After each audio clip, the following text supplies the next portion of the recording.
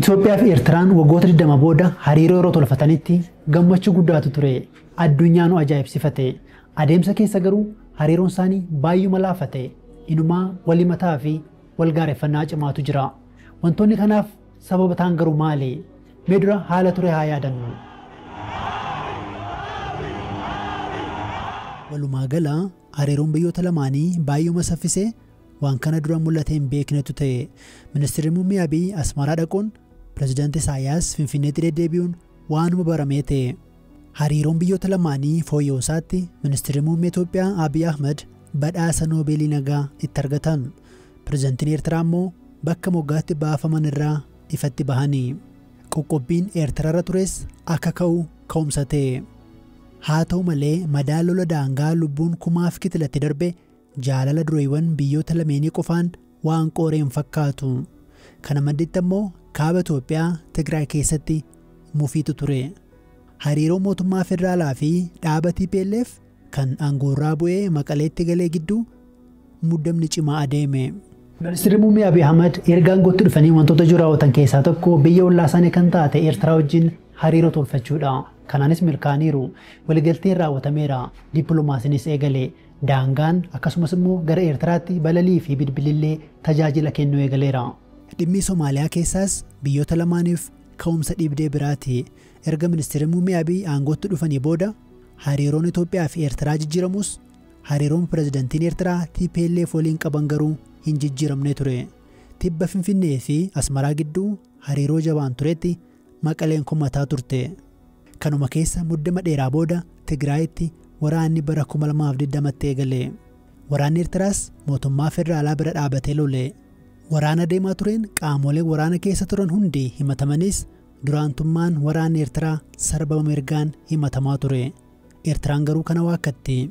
Waraana Affaarii fi Amaaraatti ce'ee ture kanaanis uummanni 100,000 lakkaa'amu lubbuu dhabeera. Asmaraan Finfinnee bira dhaabbattus murteewwan Ministeera Muummee Abiy fudhataniin Eertiraan waan gammaddeen fakkaattu. Kanaaf fakkeenyi tokko waraanni Itoophiyaa waxabajjii 2021 Maqalee gadhiisee yeroo bahu kun wanti nuti hin eegne ture jedhanii turan Pireezidaant Isaayyaas Afwerqii. Bara TPLF siyaasa Itoophiyaa keessatti olaantummaa qabaataa turetti hariiroon Itoophiyaa fi Eertiraa gaariin turre. Mootummaan Eertiraa mormitoota Itoophiyaa hidhachiisaa ture. Gama kaaniin Itoophiyaan Eertiraan akka qollifamtu dalagaa turte. Wayita hariiroon Finfinnee fi Maqalee gidduu cimaa adeemu hariiroon Finfinnee fi Asmaraa laafa adeeme. Ta'us dura mootummaan Itoophiyaa ifattas bahee hariiroon Eertiraa waliin ture laafataa adeemu hin dubbanne ture. Booda keessa balaliinsi gara Asmaraas dhaabate. Dhalattoonni Eertiraas Finfinneetti hidhamne jechuu eegalan. Mormitoonni Eertiraas Finfinneetti ifatti socho'uu eegalan. Dhiibbaa dippiloomaasii hedduu booda mootummaan federaalawaa Itoophiyaa TPLF wajjin xumura bara 2022tti waliigaltee nagaa mallatteesseera. Waliigaltee nagaa Afrikaa Kibbaatti taasifame kanarratti Eertiraan hin hirmaanne. Eertiraan qaama waraanaa taatee osoo jirtu hirmaachuu dhabuu isheetti komataa turte. Kun adeemsa keessa hariiroon Asmaraa fi Finfinnee laaffataa deemaa turuu akeekeera. Itoophiyaan bulchiinsa Somaalilaand waliin waliigaltee raawwachuu yoo ibsitu Somaaliyaan akkaan mormite.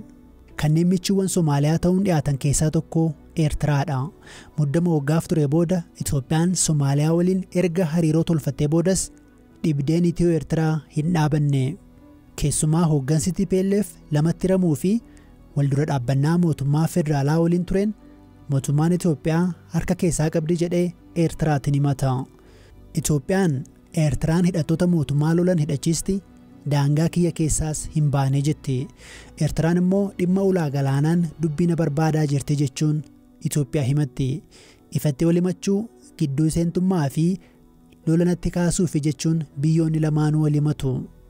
Booda keessa immoo karaa ifan taaneen daangaa Itiyoo Eertiraa irratti sochiin uummataa mul'ataa jira. Mootummaan federaalaa dhimma kanarratti waan jedhe hin qabu. Qeeqxoonni garuu gartuu TPLF fi hariiroo Eertiraatu kana fidee jechuun himu. Haala amma jiruun Itoophiyaa fi Eertiraan waraanatti deebi'uu malu jedhanii xiinxaltoonni yaada isaanii kennaa jiru. Ammatti garuu wanti ifatti dubbachuu dandeenyu hariiroon biyyoota kanaa bakka durii hin jiru qofa osoo hin taane baay'ee laafeera.